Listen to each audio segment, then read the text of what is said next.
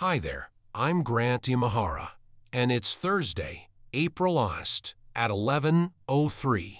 Only 3 Americans were permitted to handle the actual R2-D2. Studios entrusted him with secrets worth millions of dollars. He created the impossibly difficult on MythBusters. But something lethal was developing in his brain behind the scenes.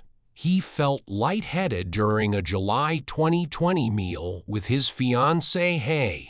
Doctors fought to save him within hours. After 3 surgeries, his family had to make an impossible decision. This is what truly took place. On October 23, 1970, Grant Imahara was born in Los Angeles.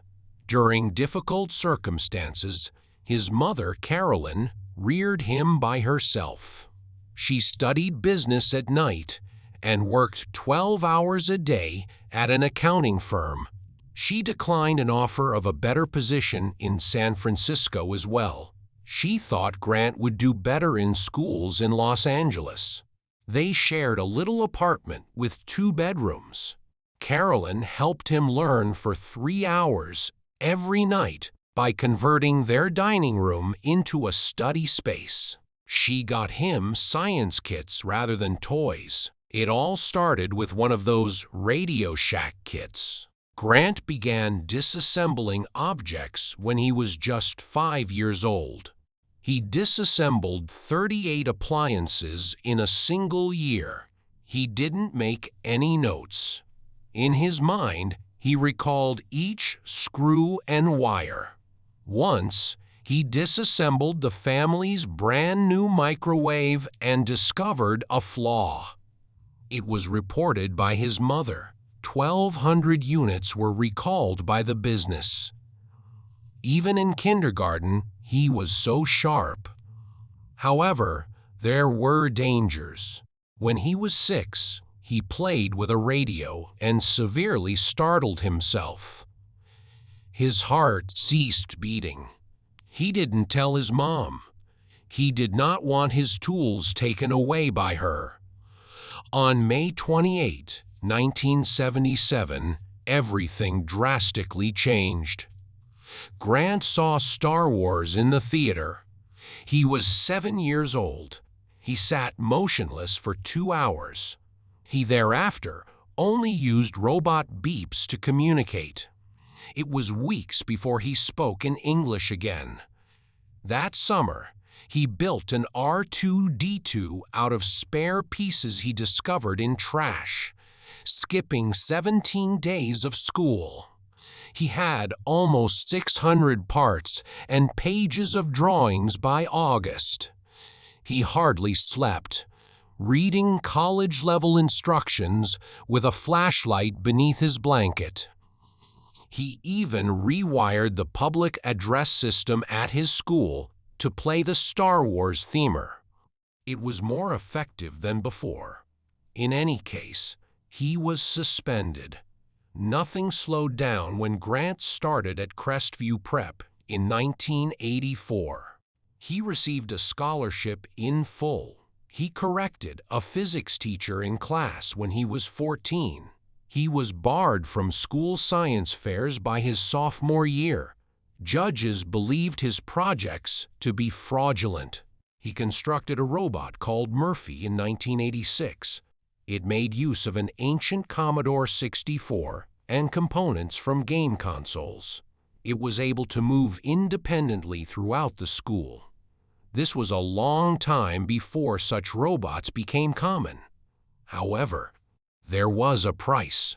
While soldering, he burned his hands. His carpal tunnel syndrome began at age 16.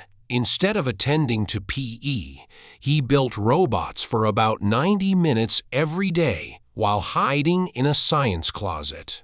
One educator was aware of it and silently consented. He had constructed 13 robots by the time he graduated. The majority of his peers had failed geometry altogether. He intended to become an engineer when he enrolled at USC in the late 1980s, but he ran into a wall in 1992. He enrolled in too many classes.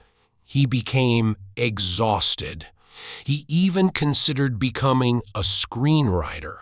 He enjoyed stories and movies. He gave quitting engineering some serious thought. He inquired about switching majors when he visited the film school. It wouldn't be simple, they warned him. He then got to know Tomlinson Holman, the man behind the well-known THX sound system. Grant was amazed. He took a risk right there. He volunteered to work as Holman's unpaid helper.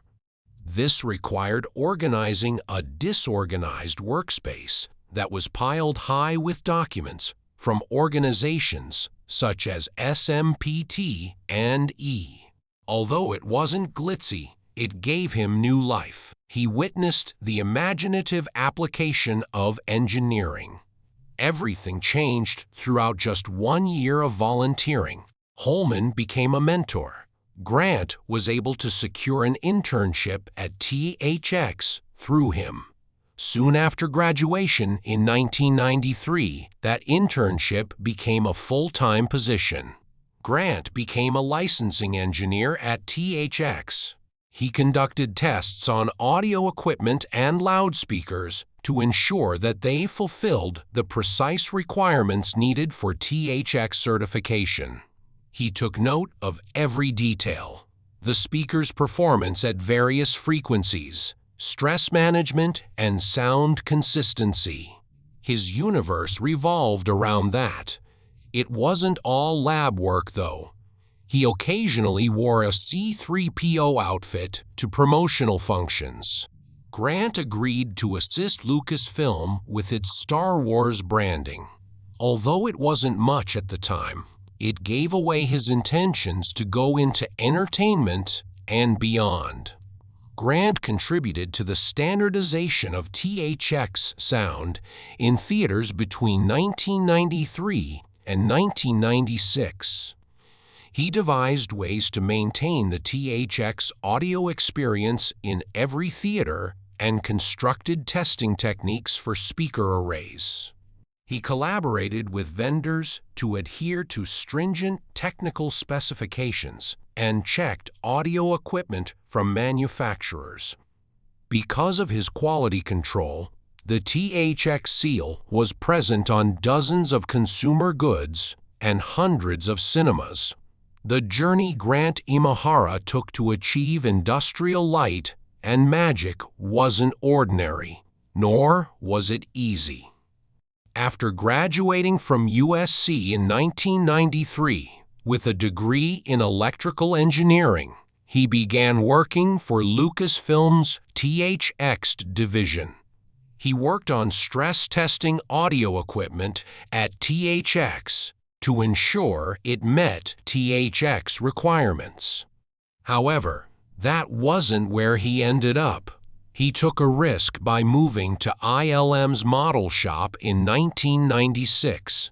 Everything changed with that step.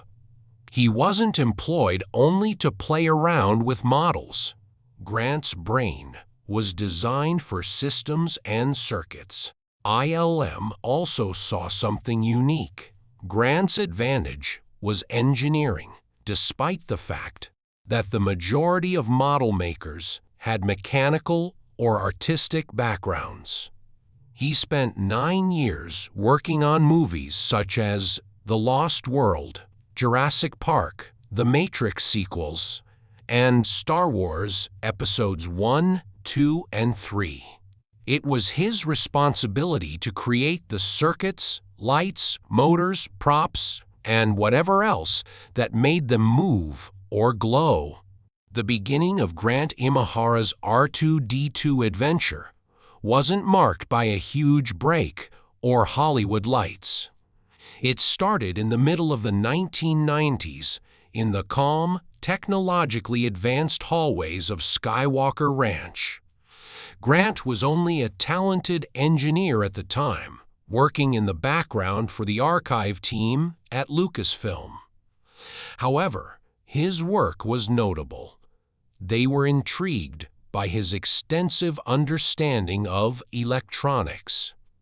He soon received an invitation to modernize the outdated R2-D2 units kept in the archives of Lucasfilm. That seemingly insignificant activity became an event that changed people's lives. Shortly thereafter, Grant became a member of an extremely exclusive club. He was formally granted permission to use R2-D2 at live events and commercials, making him one of just 3 individuals in the entire United States. Nelson Hall and Don Bees were the others. Even on major projects like Star Wars Episode I, the 3 of them would become the go-to group whenever the droid didn't work as planned. Producer Rick McCallum of Lucasfilm contacted them immediately when issues arose on the London set. Grant was in the center of his desire for ILM, not just any technicians, to construct a new R2-D2 from the ground up. By 1999, Grant was in charge of a complete droid rebuild, and the Phantom Menace was in full production. There were ongoing problems with the older R2-D2s. They broke down in the middle of takes, overheated, and stalled on rails. Grant came up with clever, straightforward solutions. To make it roll better on set flooring, he swapped out the little wheels for larger ones. He then increased mobility by adding a motor from an electric wheelchair. He also rewired the radio controls and the full power system himself. It was successful. R2 was now easier to manage and more dependable. In Attack of the Clones, Grant received his greatest enhancement. Upgrading all 12 R2-D2 units was his responsibility. The flashing logic displays and dome lights were 2 significant improvements. He replaced the outdated, cumbersome H-halogen system with specially designed LED lights. These lights were small, accurate, and controlled by a unique microcontroller that he had previously created for Galaxy Quest, another movie. Grant was skilled at repurposing his creations to produce fresh magic. It wasn't easy working on the set. The Phantom Menace's Naboo sequences were particularly difficult. The floors were not level. The R2-D2s weren't designed to manage the elaborate decor. Since the first trilogy, the droids had had trouble with hard surfaces. The driving belts would occasionally become jammed by salt used to mimic snow. Grant's work was more crucial than ever because of that background. McCallum stated that a complete revamp of all R2 units was necessary for Episode II. Grant took the lead in electronics. The paint and physical appearance were handled by Nelson Hall, who also restored R2 to S distinctive blue hue. Grant was more than a background actor. Grant was given even more responsibility by McCallum when Attack of the Clones began filming in Sydney. He oversaw Anthony Daniels, the actor, in the C-3PO outfit, and ran R2 on the set. It demonstrated the team's level of confidence in his abilities. Outside of work, Grant continued to construct. He made the decision to construct his own R2-D2 reproductions in 2000 after joining a group of ILM acquaintances that included Adam Savage and Fawn Davis. They never replicated any official parts, despite working with the actual thing. Out of sheer reverence for the franchise, they created each piece by hand from the ground up. What distinguished Grant was his commitment to doing things correctly. R2 was able to spend more time on set and have less downtime because to the fast change packs. The victory was enormous. Grant remained connected to R2 even after Star Wars. Even the odd design element inside the dome was replicated in his flawless duplicate. The messy-looking bubbly epoxy was correct. He noticed details that others would overlook. Grant was more than just an engineer who worked in the background. Only 3 individuals were ever formally designated as R2 technicians by Lucasfilm, including him. The producers referred to him by name when something went wrong. While his teammate worked on R2-2's cosmetic fixes, he oversaw the whole electronics overhaul in Episode 2. Restoring the correct shade of blue after someone messed it up in Episode 1 was part of it. Every little detail counted. Grant's reputation quickly grew by 1999. He was elevated to the position of Galaxy Quest's principal model maker. He was in charge of one of ILM's most well-known model-making initiatives just 3 years after entering the company. He used circuit boards to create light systems that gave the Neo Protector spaceship genuine shimmering qualities. His expertise in engineering was finally coming together with cinematic beauty. And he was among the few who could combine the two. He has yet to prove himself. In his spare time, he participated in Comedy Central's BattleBots competition and created a robot called Deadblow. 10 of the 17 matches the robot participated in were victories. With the use of that tiny device, his creations became toys, a following, and even a 2003 book called Kickin' Bot. He was able to take his concepts outside of the studio. But Grant's influence extended beyond robots and motion pictures. He assisted in revitalizing the Energizer Bunny, one of the most well-known mascots ever. In 2008, Grant created the animatronics from scratch because the company wanted better ones. He created circuit boards with radio controllers and 8-bit chips. The rabbits were able to twist drumsticks, wave their arms, and start and stop their drums at will. To show that Energizer truly meant it when they claimed, "keeps going and going." Each one had 44 AA batteries. Grant did more than simply create the systems.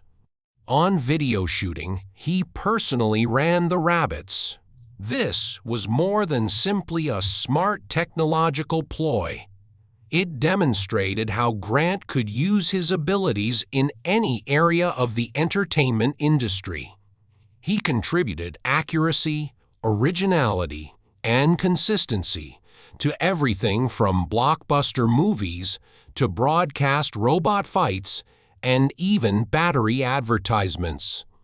He was not merely constructing models. He was resolving issues. He was improving the situation. MythBusters underwent a makeover in 2005. Scotty Chapman was lost, but the build team gained something even more significant. Imahara Grant. He was more than a stand-in. He worked as a gamecher. With a degree in electrical engineering from USC and years of experience at Lucasfilm's Industrial Light and Magic, Grant brought a bright mind to the table. He was also not a new member of the team. He had previously collaborated with Tori Belli and Adam Savage, and he had met Jamie Hemon during the BattleBots scene. Grant became regarded as the construction team's geek over the course of 9 years and more than 200 episodes. Adam reportedly remarked, Grant was the only one of us who actually had a degree in what we were doing, and it showed. His arrival instantly raised the bar, as a badge of honor rather than an insult. His technical proficiency bridged the gap between Tori's builds and Kay's artwork. They formed the ideal trio together. Grant was more than just numbers and intelligence, though. He also got his hands dirty, literally at times. The crew decided to see if earwax could be used as candle wax in one episode from 2009. At first, it appeared humorous and was influenced by Shrek. Then, the horror started. They were given a jar of earwax by a doctor that had been gathered from hundreds of patients. Heated up Grant's employment, but as soon as it melted, the air was filled with an offensive stink. It was an infected wax. The stench was strong. Grant was gagging uncontrollably. He was forced to leave the set after the reaction was captured on camera. He still referred to it as the most repulsive thing he had ever done in his life. Despite the mess and near misses, Grant always went back to his favorite thing, robots. He participated on BattleBots prior to MythBusters, using a robot named Dead Blow that wielded a fast-striking hammer.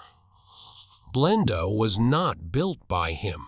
It was a terrible spinning robot that Jamie and Adam created. It was so hazardous that it was outlawed after only 2 games. Grant, however, left his mark in his own unique fashion. He created an animatronic skeleton sidekick for Craig Ferguson's The Late Late Show in 2010 while he was still a cast member. It gained popularity among fans. Grant didn't slow down after departing MythBusters in 2014. He collaborated with Disney on the creation of Stickman, a state-of-the-art robot project. The Stuntronics robots that are currently flying through the air at Disney theme parks were inspired by this. However, Grant's most cherished endeavor was not for television or theme parks. He spent months creating a lifelike Baby Yoda robot just before he passed away in 2020 to visit children's hospitals and make youngsters smile who most needed it, not for show or profit.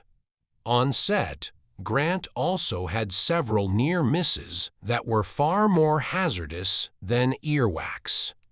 The team recreated the flying guillotine, a weapon from ancient Chinese folklore, in an episode from 2011. It was Grant's responsibility. It activated all of a sudden when the device was loading. Grant is in the danger zone, 3/4 are ready, and blades are armed. His midsection was only barely spared as the sword tore through his shirt. He never touched it again without a heavy leather apron after that. It served as a reminder of how real the dangers were on a program that tested falsehoods but frequently straddled the line between danger and curiosity. His personal life remained largely private despite his career being in the public eye. He had been seeing Jennifer Newman, a costume designer, for a long time. Grant got down on one knee and proposed on December 7, 2016 at a surprise birthday celebration that evolved into something more. It was a classic one ring, 56 carats, which came to almost $20,000. Jennifer's response, "Fuck yeah, that was them. Raw, real, and deeply in love." Sadly, Jennifer was there when Grant passed away on July 11, 2020, while they were having supper when he suddenly felt weak, lightheaded, and in agony. He stopped responding at around 900 p.m. He had a brain aneurysm, and at first, doctors believed they could save him. The first surgery went well, but he remained unconscious. A second procedure followed, but things worsened, and by the time they were ready for a third operation, they discovered the damage was too great. Jennifer called for help, and paramedics hurried him to the hospital. Even in his last year, Grant was not just building machines, he was spreading happiness. He spent 3 months designing, programming, and even 3D printing the parts for a fully functional animatronic Baby Yoda. He was only 49 when life support was removed on July 13, 2020, and his death rocked the science and entertainment world.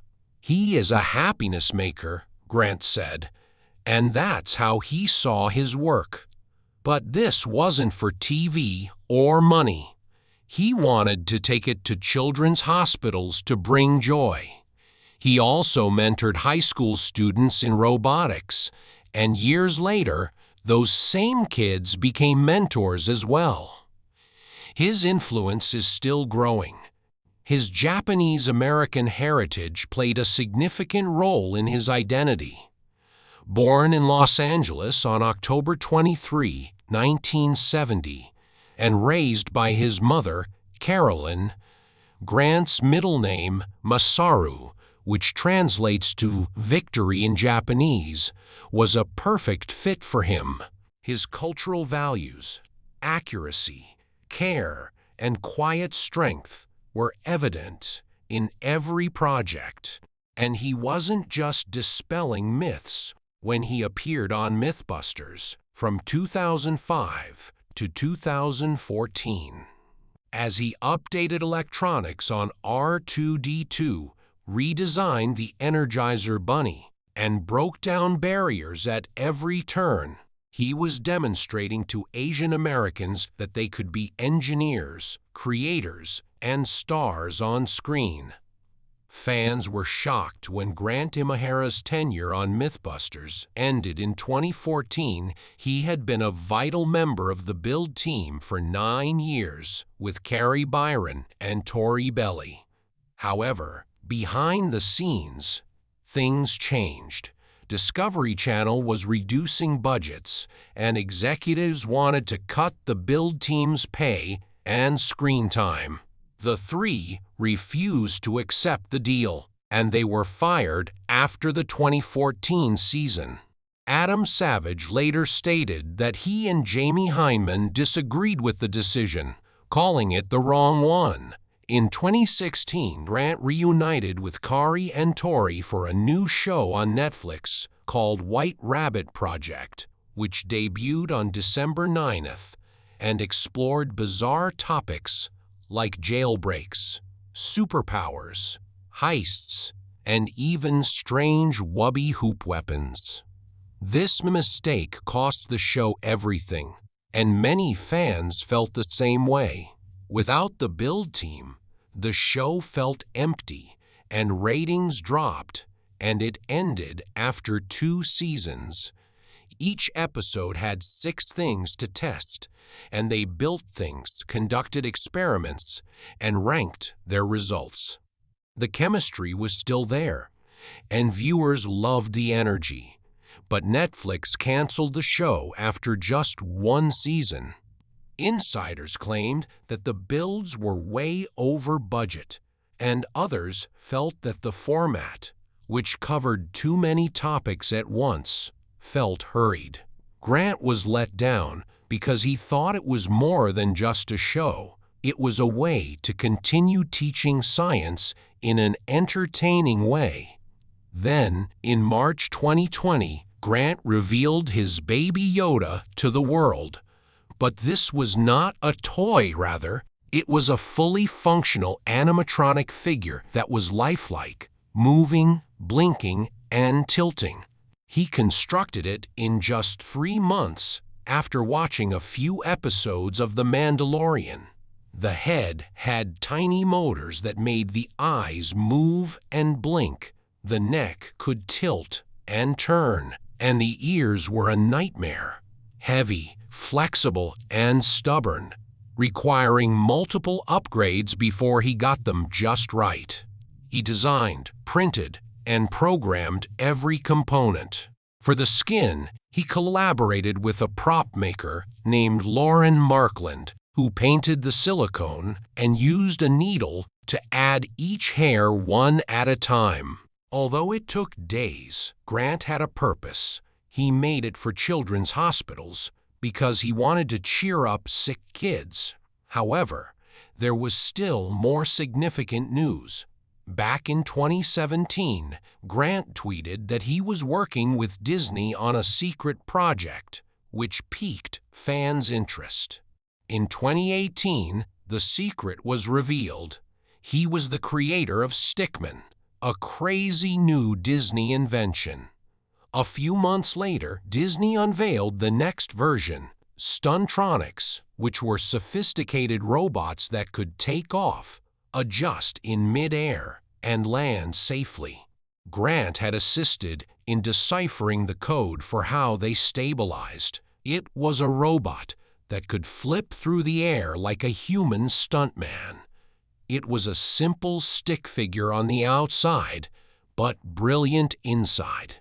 The night of July 13, 2020, began like any other for Grant Imahara, who was having dinner at home in Los Angeles with his girlfriend. But it took a terrifying turn when his understanding of robotics made it happen. And this wasn't just a one-off. Disney intended to use these robots in shows and rides across all of their theme parks. Grant, a 49-year-old man, had been suffering from severe headaches for a few days when, at approximately 9:00 p.m., things quickly deteriorated.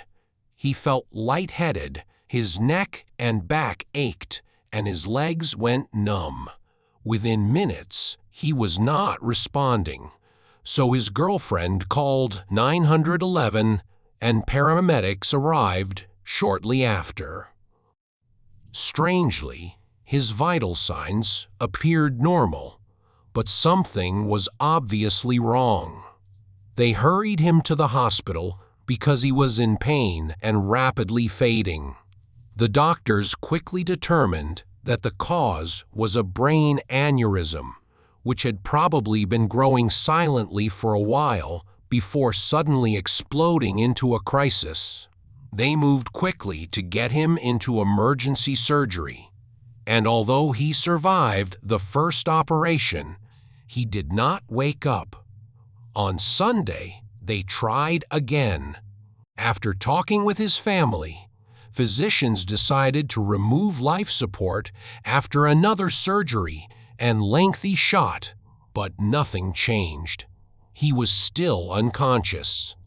On Monday, an MRI revealed what no one wanted to see. The brain damage was too severe. Adam Savage, his friend and co-star on MythBusters, said he was at a loss for words when he described Grant as brilliant, generous, and gentle. The Discovery Channel honored him with a 2-day marathon of his best shows, MythBusters, Hiller Robots, and White Rabbit Project. The news spread quickly and hit hard, and fans, scientists, engineers, and actors around the world mourned. In the gaming community, even Dungeons & Dragons paid homage to him.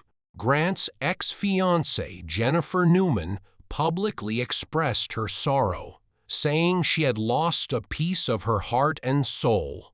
Matthew Mercer named a character after him, Imahara Joe, a brilliant tinkerer in a fantasy world. But even after he passed away, his story continued. On October 23, 2020, which would have been his 50th birthday, his mother, friends, and former co-hosts established the Grant Imahara STEAM Foundation, which aims to support students from all backgrounds in their exploration of science, technology, engineering, art, and math. In August 2021, more than 80 props from Grant's time on MythBusters were auctioned off to raise money for the foundation. Some of them were even constructed by Grant himself. Grant had previously coached Richmond High's team number 841, a high school robotics team that is still in existence today under the leadership of a former mentor. Today, the organization provides scholarships, funds unpaid internships, and ensures that gifted students can pursue their goals regardless of their circumstances.